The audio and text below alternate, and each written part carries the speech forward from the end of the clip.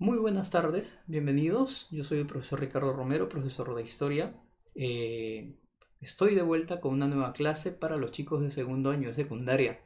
Y en esta vez, en el tercer capítulo, tenemos a la civilización azteca. Les recomiendo que comiencen con el resumen que yo he preparado para ustedes, porque este resumen, al leerlo y escuchar lo que les voy a explicar, les va a ayudar a entender conceptos que se encuentran en el libro. Así que por favor, comiencen por aquí. Y entonces vamos a arrancar de una vez para dejar terminado este tema, porque es un tema no tan complejo, es bonito. Hay unas cosas que ustedes deben de saber sobre esta civilización. ¿Está bien? Veamos. Ubicación. Ubicación, ¿dónde se encuentra la civilización azteca? En la meseta del Anahuac, en el actual Valle de México, y su capital en ese tiempo fue la ciudad de Tenochtitlan o la ciudad de Tenochtitlán, como algunos también le llaman. Vamos a ver un mapa para que se puedan ubicar mejor. Esto es más o menos Centroamérica. Lo que ven de color púrpura es el dominio de los aztecas. Lo que ven de color verde son los mayas, que lo vimos en el capítulo número 1. Las regiones independientes son las que están en color medio blanco melón. Y las líneas que observan de color también violeta, púrpura, bueno, no importa, eh, es, digamos, la expansión del imperio de los aztecas. ¿Está bien? Así que, bueno, este mapa como que nos ayuda a entender mucho mejor cómo es que el imperio va a expandirse. Y sí, como les digo, es un imperio. Significa que todo el territorio de los aztecas está gobernado por un solo emperador, una sola persona. Es muy distinto a lo que vimos con los mayas. Si ustedes recuerdan el tema 1, los mayas no tenían un solo emperador. Lo que hacían los mayas era tener reyes. Cada una de las ciudades que conformaban los mayas tenía su propio rey. Eran ciudades-estado, como habíamos visto. En cambio, con los aztecas no. Los aztecas no tienen reyes. Cada ciudad tiene rey, no. Se llaman más bien jefes de comunidades, pero esos jefes de comunidades tenían un líder máximo, que es el emperador. Ahí sí surge la figura del emperador. El emperador en Tenochtitlan, perdón, en los aztecas, era como el emperador en el imperio del Tahuantinsuyo, los incas, pues no. El inca es parecido, pues, para ellos, pero tiene otro nombre que vamos a averiguarlo más adelante. Como ustedes ven ahí en la imagen, les puse la ciudad de Tenochtitlán o Tenochtitlan. Es una ciudad que está rodeada por agua. Ahora, ¿por qué estaba rodeada por agua? Pues así era el ecosistema, así era el ambiente donde estaba. Y esa ciudad, a pesar de que sea una isla flotante, esa ciudad estaba en medio de toda esa agua, ¿no? Y el agua va a ayudar a la agricultura más adelante y vamos a ver cómo florece esta ciudad, ¿no? Que más adelante tiene poder y obviamente va a ser la capital. Veamos entonces su economía, porque si les estoy diciendo que ellos desarrollan la agricultura, eso está en economía. Veamos, la agricultura se desarrolló gracias al uso de fertilizantes. Es decir, que ellos utilizaban fertilizantes, es decir, abono, para que sus tierras puedan, digamos, enriquecerse. Y más adelante poder sembrar algunos productos y poder tener pues sus cosechas, ¿no? Para eso se utilizaban los fertilizantes, para enriquecer las tierras. Pero también utilizaban un sistema llamado la quema de terrenos o sistema de Rosa, aunque algunos también dicen que tienen una simple diferencia, pero tienen más semejanzas. ¿Qué cosa es la quema de terrenos o sistema de Rosa? Les explico claramente. La quema de terrenos es más que nada quemar un terreno, incendiarlo para que haya espacio para cultivar. ¿Me entienden? O sea, para que los agricultores aztecas tengan lugar donde sembrar sus alimentos, tienen que hacer espacio. Y bueno, hay bosques, hay árboles. Ahí viene el sistema de Rosa, pues comienzan a talar los árboles para hacer espacio. Y las plantas que quedan por ahí sobrando, ¿qué es lo que hacen ellos? Comienzan a quemarlo, porque son plantas para ellos que no sirven, pues es a veces mala hierba, es, ¿no? cosa que no les va a servir para ellos. Ellos lo que quieren es sembrar semillas que les produzcan alimento. Entonces, queman los terrenos. Aquí yo les voy a explicar mejor con esta imagen. Como observan, aquí a un lado tenemos las tierras de cultivo, ¿ya? Siembra de terreno. Y aquí estamos viendo una escenificación de cómo es que se quemaba la tierra. Esa es la quema de terrenos para hacer espacio y más adelante sembrar ahí. Y aquí que vemos, pues claramente conjunto al sistema de Rosa, que es talar árboles para hacer espacio también, pues, ¿no? Entonces, después de que todo esto ya se haya quemado, hay espacio para poder sembrar. Pero profesor, dígame usted si eso no afecta a la agricultura o no. ¿Afecta o no afecta? Si se afecta en la actualidad, si es que se hace una quema de terrenos no organizada, genera problemas en la agricultura. Les explico por qué ellos quemaban más que nada. Miren, la quema de terrenos genera cenizas y esas cenizas después son absorbidas por la tierra y la tierra se enriquece de eso.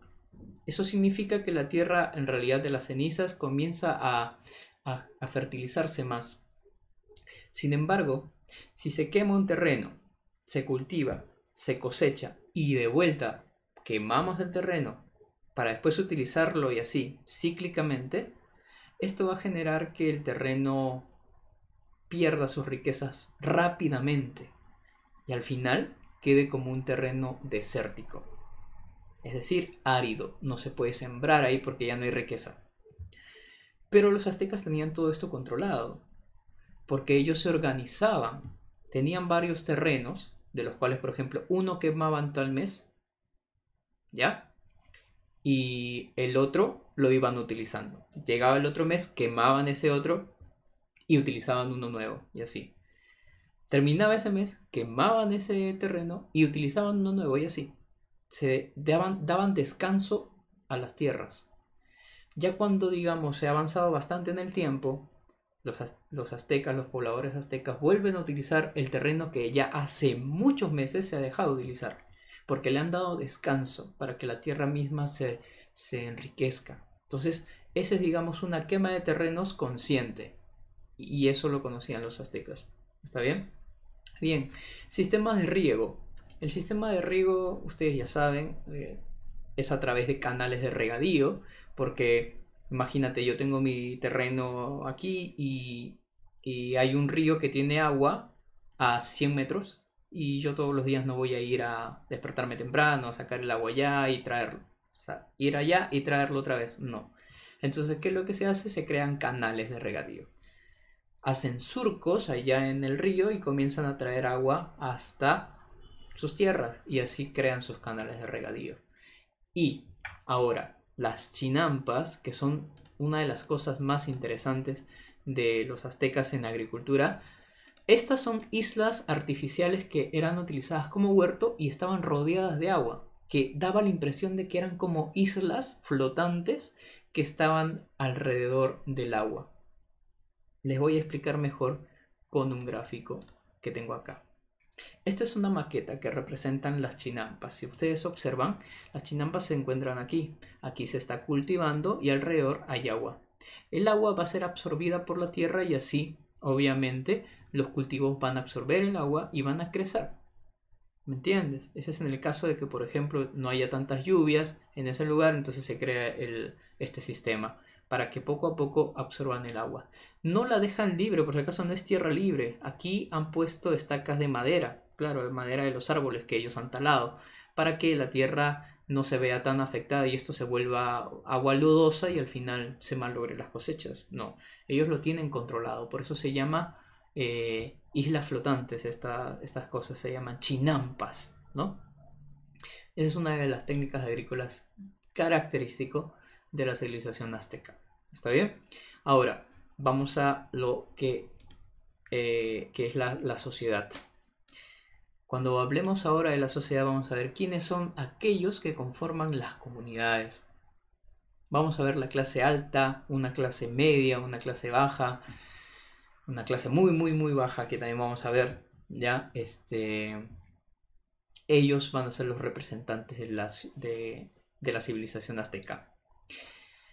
Los primeros que he puesto aquí, que son llamados piles, o también pilis, o bueno, como quieras tú llamarle, en realidad pilis o piles está bien, son la nobleza, son la clase dirigente, son los que controlan el gobierno. Es decir, aquí es donde se encuentra el emperador, su familia, la corte, sus familias secundarias, o sea, sus primos, todos ellos.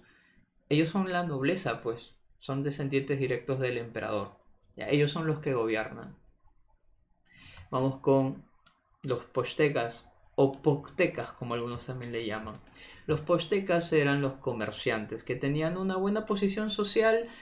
Sí, más o menos, no eran nobleza netamente, porque no eran descendientes directos de los gobernantes, pero tampoco eran tan pobres como el pueblo, porque los pochtecas, como eran comerciantes, vendían sus productos y de eso ganaban.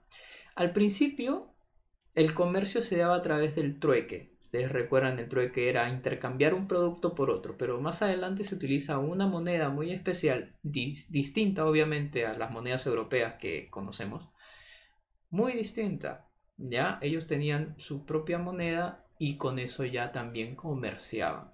¿Está bien? Entonces los pochtecas tenían una posición social un poco más que el pueblo común. Los masehuales, por otro lado, masehuales son el pueblo en conjunto. La mayoría que eran campesinos, esos eran los masehuales, ¿no? Pero no solamente el pueblo estaba conformado por campesinos, estaba conformado por artesanos, por criadores de animales, que son los ganaderos, etcétera. Todos ellos conformaban a los masehuales. Y los masehuales estaban viviendo en comunidad. Que cada masehual tiene su casita y, bueno, varios de ellos viven en una comunidad. Y esa comunidad se le llama Calpulli. ¿Ya? Calpulli, comunidad. ¿Ya? Ahora, quiero decirles que los Calpulli son la base de todo el imperio. El imperio está conformado por Calpullis, por comunidades. Y cada comunidad tiene su propio jefe. Y esos jefes rinden pleitesía al emperador. Que ya más adelante vamos a ver quién es ese emperador. Y el número 4 es el Tlacotli. Tlacotli son los esclavos. Son más bajos que el pueblo. Son aquellos que no reciben una ganancia, sino más bien los hacen trabajar arduamente, pero se les da lo mínimo para sobrevivir. Solo sus alimentos y se acabó. Si los esclavos tienen familia, igual se les da solamente lo que necesitan para sobrevivir. ¿Está bien? Entonces, ¿de dónde conseguían a estos esclavos? Ellos eran conseguidos en guerras. Por ejemplo, cuando había una guerra entre una comunidad y otra, una comunidad extranjera, digamos, contra una comunidad azteca, bueno, en esa pelea, si los aztecas ganaban, pues a los prisioneros los llevaban a las ciudades y ahí los comerciaban, los vendían. Normalmente quienes lo compraban era la nobleza, pues, y a ellos los tenían trabajando, hacían trabajos para ellos, ¿no? Para su propio beneficio. Y ahí está, esos son los tlacotli. Hay una cosa acá también que quiero mencionarles, que en la lengua náhuatl, que es la lengua que los aztecas hablaban y que en el día de hoy aún persiste, porque la han podido rescatar a pesar de toda la invasión europea que hubo en el siglo XV, ¿ya? La lengua náhuatl tiene algo característico. Hay algunos conjuntos de consonantes que suenan, digamos, muy distinto a lo que nosotros estamos acostumbrados a pronunciar. Por ejemplo, la T y la L. La T y la L es una consonante, un conjunto de consonantes característico de los aztecas. Se pronuncia así como lo ves, tla, por ejemplo, tlacotli. Y como ves, se repite varias veces. Sí, hay varios nombres que vamos a ver que tienen esto. Por ejemplo, la palabra coyotl, que ya saben que es el coyote, ¿ya? Se pronunciaba en náhuatl coyotl. ¿Está bien? El nombre coyote proviene del náhuatl, coyotl. Por ejemplo, sopilotl, que también lo han escuchado, ¿ya? Es el sopilote que nosotros sabemos, ¿no? Ese sopilote que es una ave que vuela en los cielos allá. El sopilote. Solo que cuando los españoles llegan a América, aquí es donde ellos aprenden también algunos nombres. Ellos hablan español, las comunidades aztecas hablan náhuatl, pero igual aprenden algunos nombres. Por ejemplo, imagínate, ¿no? Una escena en la que un conquistador dice, ¿y ese animal cómo le llaman? ¿Cómo le dicen? Y hay un traductor que lo han hecho aprender español para que sea el intérprete. Él les dice, ese se llama Coyotl. Entonces, como los españoles no están acostumbrados a pronunciar la T y la L, Coyotl, entonces decían, coyote. Y así se quedó el nombre de coyote. Sopilote, sopilote, y así. Así. Entonces, hay algunas palabras que en el español nosotros pronunciamos, pero que tienen un origen náhuatl también, ¿no? Bien. Más palabras vamos a verlo más adelante. Organización política. Cuando hablemos de organización política, vamos a hablar de aquellos que tienen poder. ¿A qué me refiero? Tienen poder de gobierno. O sea, tienen cierto poder para gobernar a las comunidades. ¿Está bien? Algunos tienen más, algunos tienen menos, pero tienen poder. ¿Está bien? Por ejemplo, vamos a comenzar con la máxima autoridad de todos, que es el Tlatoani. El Tlatoani, ven como le digo la T y la L siempre presente ahí. Tlatoani es el nombre que se le daba al emperador. Así como nosotros le llamamos Zapa Inca al que gobernaba pues, el imperio Tahuantinsuyo, para ellos era el Tlatoani, el emperador azteca. Ya. Ahora, el Tlatoani era dueño de una monarquía hereditaria. Monarquía significa reino, pues. Monarca es rey, ya. Eso. Ahora, monarquía hereditaria significa que, el Tlatoani dejaba como herencia su gobierno a su hijo. ¿Es cierto? Es cierto. El Tlatoani dejaba como herencia su corona, digámoslo así. No vayan a pensar que tiene una corona así como en Europa. No. Me refiero a que deja el poder a su hijo. Tiene un príncipe ya elegido que va a ser el futuro emperador. Así. Entonces, esa es la herencia que le dejan. ¿Ya? Pero ¿quién elige al hijo? No lo elige él. Él no lo elige, pero más adelante les voy a decir cómo es que se elige al futuro emperador. Ya, luego de él, ¿quién le sigue? Bueno, acá, he repetido algo que ya está aquí, solo que, bueno, lo puse para numerar. Por ejemplo, acá dice Tlatoani, que ya lo hemos visto, es el emperador, máxima autoridad, ¿no? Eso ya lo sabemos, ¿no? Número 2, ¿quién está después del emperador? ¿Quién es que tiene poder después de él? El Tlatocan. Tlatocan se le llama al Consejo Supremo formado por los jefes de comunidades. Si ustedes se acuerdan, el Imperio Azteca está formado por calpullis, comunidades. Y cada comunidad tiene su gobernante, o sea, tiene su jefe de comunidad. Es un jefe de comunidad, no vayan a pensar que era un rey que tenía, no. Es un jefe de comunidad. Pero esos jefes de comunidades no tienen tanto poder como el Tlatoani. Ellos son inferiores a él. Ellos son su consejo. Por eso se llama así Consejo Supremo, que es formado por los jefes de comunidad. Y como consejo, ¿cuál es su tarea? Es obvio, ¿no? Aconsejan, pues. Pero ¿aconsejan en qué? Aconsejan en tomar las decisiones más importantes del imperio. El emperador, por ejemplo, si necesitaba hacer guerras, consultaba a sus jefes de comunidades para saber cuántos soldados o guerreros tenía. ¿Me entiendes? Si, por ejemplo, había una crisis agrícola y decían, oye, las tierras ya no están produciendo, y entonces ellos verifican si en sus reservas tienen suficiente alimento para alimentar a todos, entonces el Tlatoani pide consejo a su Tlatocan, pues no, porque ellos son los consejeros. Les dicen, oye, en tu tierra, en tu comunidad, hay alimentos como para todos juntar y poder ayudarnos ante esta crisis.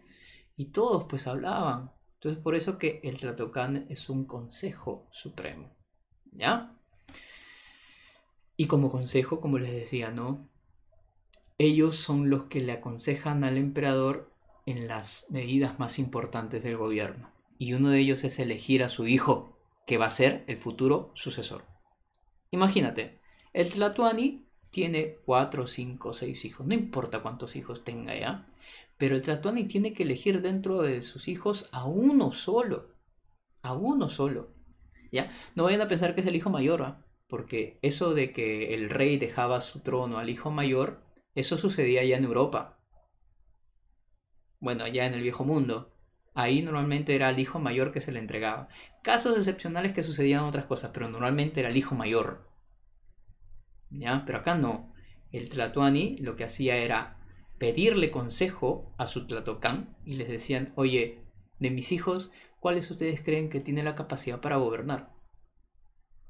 Y obviamente los consejeros saben, porque los hijos del emperador son observados cuando ellos llegan a las comunidades, cómo es que ellos hablan con las comunidades, si es que tienen un carisma atrayente, si es que llegar a la comunidad significa cómo es que ellos conectan con la comunidad, cómo es que la comunidad dicen, oye, sí, él tiene capacidad, entonces los consejeros se dan cuenta y dicen, ah, no, a este más le quiere el pueblo. ¿Por qué? Porque este tiene más capacidad de ser líder.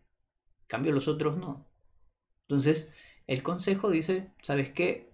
Ese hijo que tienes tú, el segundo, digamos, o el tercero, él tiene más llegada, más pega tiene. O sea, más pegada tiene con la comunidad. Porque cuando ya las comunidades la gente lo adora.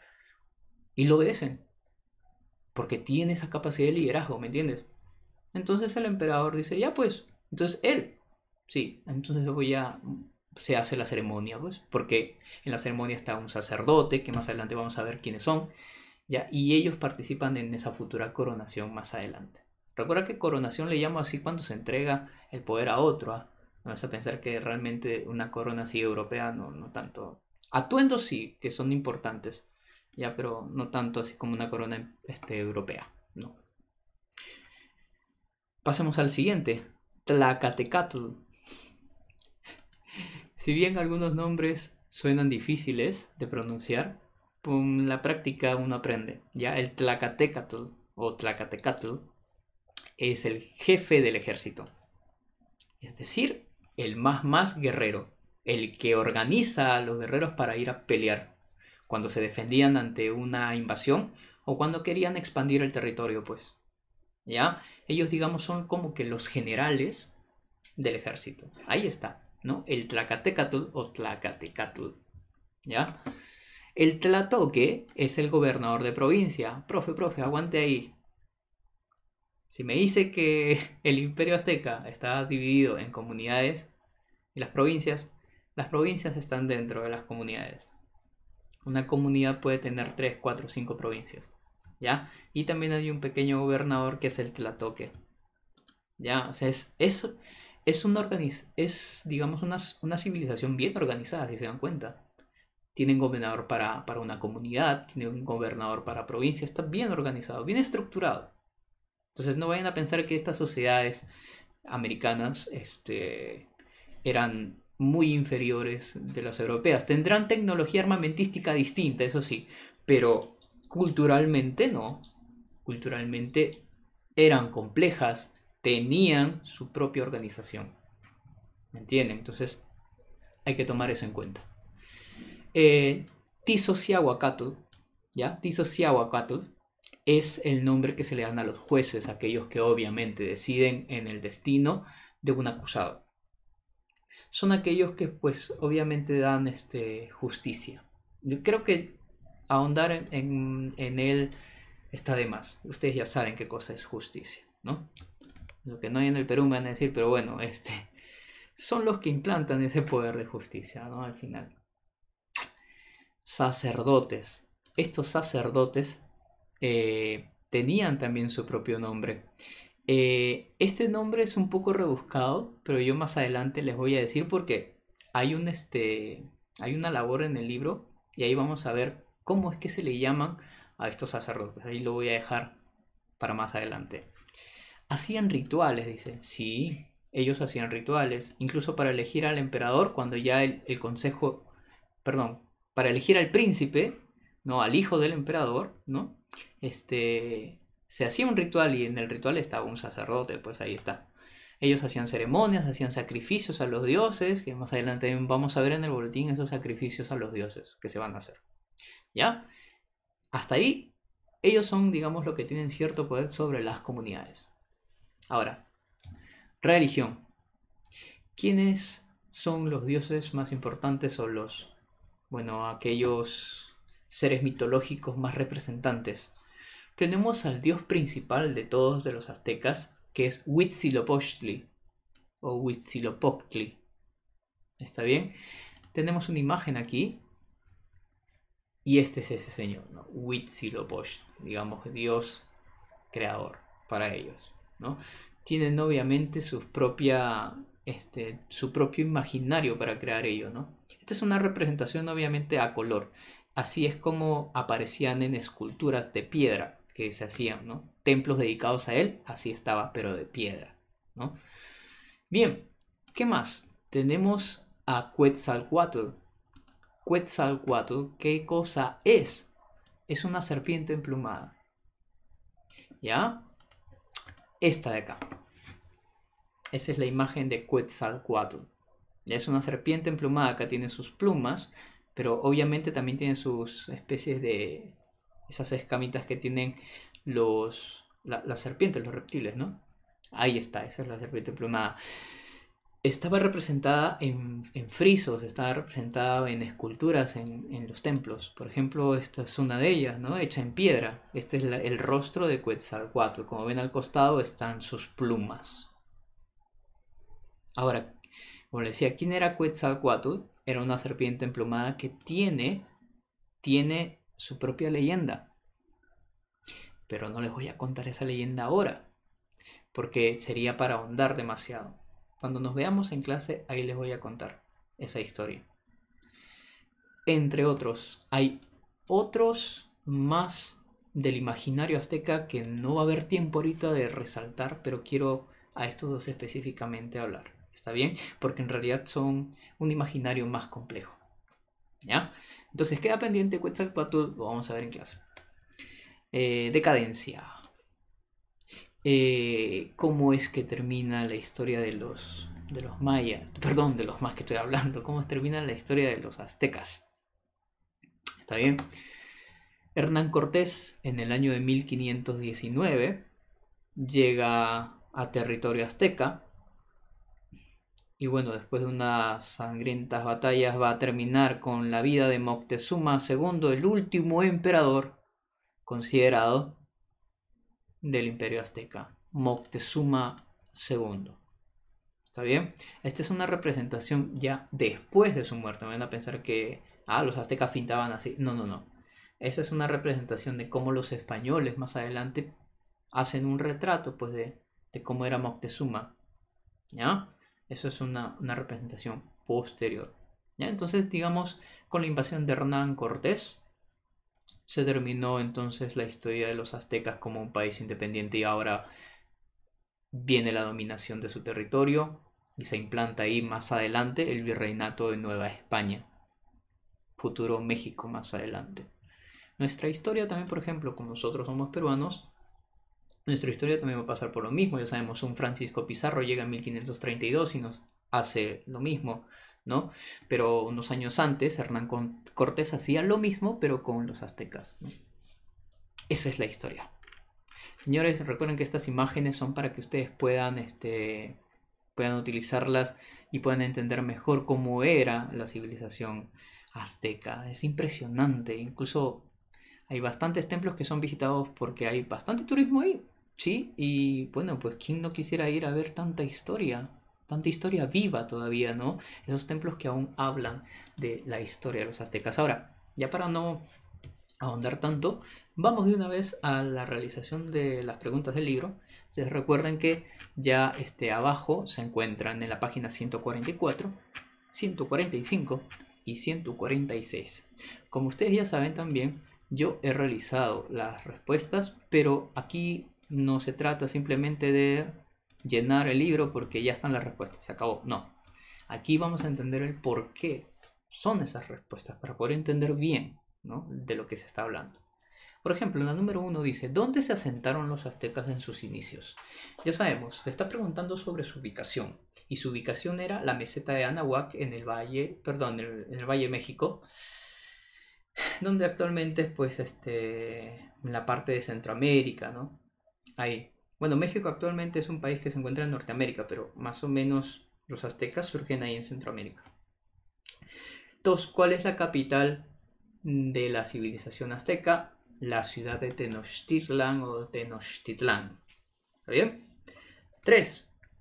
¿Cuáles fueron las chinampas? ¿Qué cosa eran? ¿No? ¿Qué fueron las chinampas? Recuerda, las chinampas eran islas artificiales que eran usadas como huertos. ¿No? Estaban rodeadas de agua, parecían islas flotantes, pero en realidad era tierra que estaba apoyada sobre estacas para que el agua no penetre tanto, pues no, solo absorba poco a poco.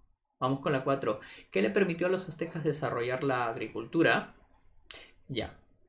Recuerden, hay bastantes técnicas agrícolas que ellos utilizaban. Por ejemplo, utilizaban fertilizantes para enriquecer las tierras, la quema de terrenos que les expliqué al principio, que hace que las cenizas se absorban por la tierra, el sistema de riego, que ya les expliqué, el canal de regadío que yo creo desde el río, ¿no? Y las chinampas, que obviamente es lo que vimos en la pregunta número 3. Vamos con la siguiente.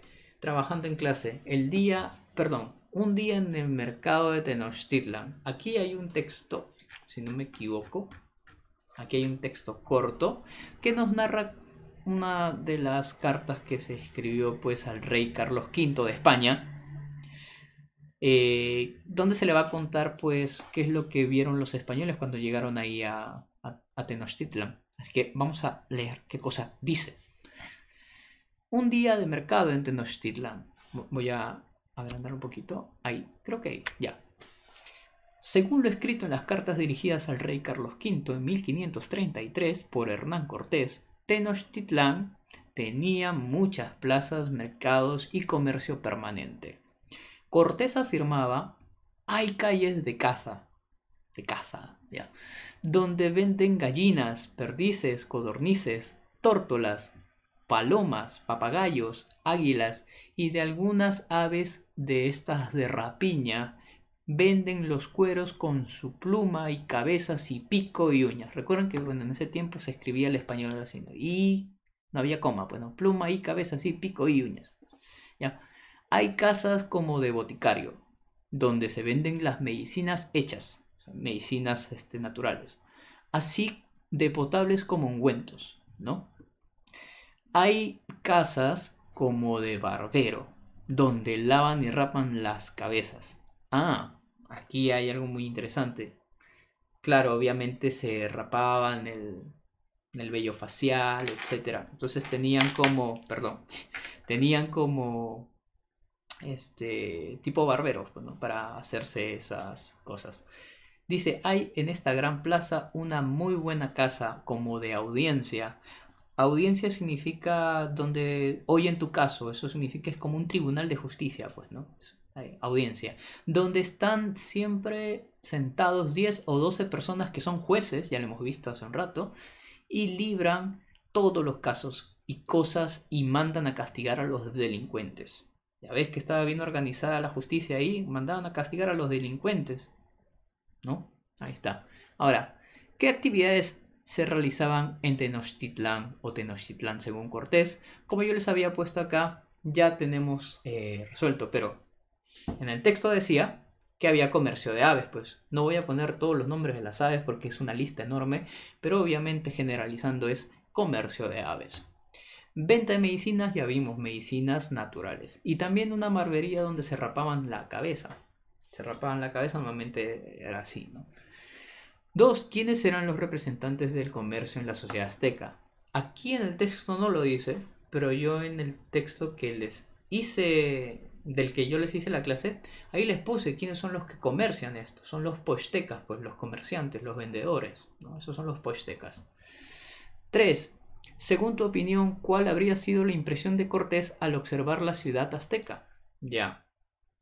Cortés creo que ha visto que esta sociedad estaba bien organizada, no era cualquier sociedad que, digamos, como muchos hablan, es una comunidad salvaje que no tiene organización cultural. No, sí estaban organizados. Entonces, el comercio estaba organizado, la administración de justicia también estaba organizada porque había justicia, no dejaban pasar por alto ningún acto de delincuencia. Ahí está. Y vamos con el número 4, que esto sí, por favor, observen. Imagina cómo pudo ser la ciudad de Tenochtitlan y plásmalo en tu cuadro. O sea, te está diciendo tarea. Pero, profe, una tarea pues fácil. Fácil, pues. Yo aquí en el texto que yo les he puesto, ahí está la ciudad de Tenochtitlan. Lo que ustedes tienen que hacer es simplemente darle una dibujada de lo que ven ahí. Incluso hay algunas otras ciudades que, perdón, hay algunas otras imágenes de internet que les puede ayudar. Pueden dibujar incluso un plano así, ¿no? Aquí vemos las pirámides de Teotihuacán. Pueden dibujar a Tenochtitlan así, porque Tenochtitlan también tiene pues estas pirámides escalonadas. Entonces pueden dibujar un aspecto así, ¿no? O pueden dibujarlo así, no hay problema. ¿Está bien? Entonces creo que es una cuestión bien simple. Vamos con la número... No sé qué número es esto, pero vamos de una vez con esto. Observo, pienso y aprendo. Observo, pienso y aprendo. Observa con atención las siguientes imágenes y responde con cuidado las preguntas. Veamos. 1. ¿Qué actividad están realizando los personajes de la figura número 1? Bueno, esta es la figura número 1, pues. ¿Qué están haciendo los personajes? Están construyendo chinampas. Si se dan cuenta, acá están poniendo estacas en cada una de estas. Estacas, miren, estacas. Ahí está. Para que la chinampa no se desborde, pues. ¿Ya? Y también están dedicándose a la cosecha pues, de la producción. Aquí ya vemos uno de ellos que está cosechando. 2. Según lo aprendido en clase, ¿cómo se llaman los pequeños huertos donde cultivaban? Es obvio, las chinampas. 3. ¿Qué grupo social se dedicaba a esta actividad? Los campesinos, que son parte de los más iguales, pues, ¿no? Los más iguales, entre paréntesis, los campesinos, realmente. Ya. Vamos con la figura número 2. Dice, ¿qué actividad están realizando los personajes en la figura número 2? Ya, ahí claramente estamos viendo un sacrificio humano. ¿Sí o no? Vemos ahí el sacrificado y los que van a sacrificarlo, pues no. Tenemos a un sacerdote que es el que va a iniciar esto y alrededor tenemos a aquellos que van a aprender el sacerdocio, ¿no? Son los futuros sacerdotes. Entonces vamos con la número 2, dice, según lo aprendido en clase, ¿quiénes serían los personajes de la figura? Les decía que les iba a decir cómo se llamaban los sacerdotes. El sacerdote tenía el nombre de Tlamakasui. Tlamakasui. ¿Está bien? Es un nombre poco difícil de pronunciar, pero con la práctica se aprende. Tlamacusi. ¿Ya? Ya. A ver. Sus aspirantes también estaban ahí. Esos son los aspirantes del sacerdote. Y el sacrificado que estaba en medio. Ahí está. 3. ¿La religión está presente en la imagen? Obviamente, esto no se hace por las puras. Esto tiene un motivo religioso. Esto se hace con el fin de adorar a un dios. Entonces, ¿sí o no? ¿Por qué? Sí. Ya que un sacrificio humano se hacía con un fin religioso. Es una ofrenda a un dios. Vamos con verificando el aprendizaje. Estas preguntas con alternativas son recontra fáciles. Vamos con la número 1. Dice, principal actividad económica de los aztecas son la agricultura más que nada, ¿no? La agricultura es la principal actividad. Recuerden, no las chinampas, sistema de rosas. Todo eso era para agricultura. 2. La civilización azteca se desarrolló en el territorio del actual país de... Fácil. México. Perdón, ¿qué número? La letra B. 3. Capital de los aztecas. ¿Cuál es la capital del imperio azteca? Tenochtitlan o Tenochtitlan, ¿no? La B. 4. La nobleza de la sociedad azteca era denominada piles o pilis, ¿no? La letra D. Hoy están saliendo puras D. Ya, bueno, vamos. Seguimos. 5. El fin de la civilización azteca se dio con la llegada del conquistador español Hernán Cortés. ¿No? Recuerden, Francisco Pizarro ahí no, porque Francisco Pizarro era de los incas. Acá Hernán Cortés tiene que ver con la historia de los aztecas. Vamos con la 6. Principal dios de los aztecas. El principal dios era Huitzilopochtli. Los demás no tienen nada que ver porque Inti, Pariacaca y Viracocha estos tienen que ver con el Ande. Nuestra historia, pues, ¿no? Tezcatlipoca, no. Eso no tiene nada que ver tampoco ahí. A ver, vamos con la 7. Eran los miembros de los calpulles aztecas. ¿Quiénes eran los calpulles? A ver, ¿qué cosa eran los calpulles? Eran comunidades. Y las comunidades están formadas por personas, la gente del pueblo. Los más iguales, pues, ¿no? Entonces sería la letra D. Esto de Hatun Runa no, porque ya sabemos que es el pueblo, pero de los incas. Vamos con la 8. Islas flotantes donde cultivaban los aztecas. Claramente son las chinampas, pues, ¿no? 9. El sucesor del emperador era elegido por... Ya se acuerdan, ¿no? El grupo que le aconsejaba al rey, oye, este pata me gusta para que sea el futuro emperador. Ese hijo pone, decían, ¿no? Ese hijo es muy chévere con la población. Ya. ¿Quiénes son los que decían esto? Pues el Consejo Supremo. Y 10 para acabar. Base de la sociedad azteca. Como yo les decía, el imperio azteca tiene su base, que son las comunidades, los calpulli. Ellos son la base, entonces los aztecas. Ahí está. Entonces vamos con la letra C. La letra C. Bien, entonces hasta aquí nosotros estamos terminando el tema número 3. Bien, espero que les haya servido bastante. Cualquier consulta ustedes saben que lo pueden hacer. Pueden hacerlo por ahí por esa parte de los comentarios, ¿ya? Y también lo pueden hacer en el blog, no hay problema. Si necesitan ver de nuevo la clase, con mucho gusto háganlo. Háganlo porque a la primera no necesariamente todos debemos de aprender. Una segunda, una tercera. Muy bien, ¿ya?